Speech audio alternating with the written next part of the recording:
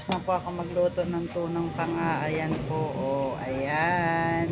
Nakain na tayo ng, ayan, kanin ko lang. Yun yung sinabawang kong tunang panga. Tapos, yung mga paborito kong gulay. Naglalagay talaga ako, magastos talaga ako sa gulay. Sa totoo lang. Hindi naman kasi ako mahilig magluto ng mga kanin. As in isda talaga. Gulay.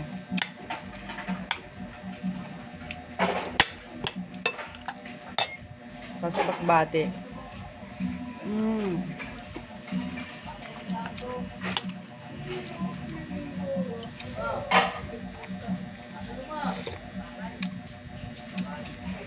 Hindi mawala ang okra. Paborito kong okra.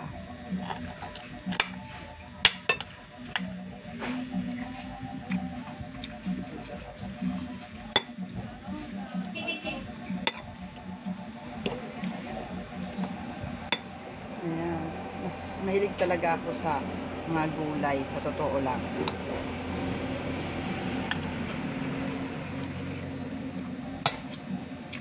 Tapos, puro ako mismo nagluluto ng kinain ko at bumibili ng kinakain ko. Para fresh.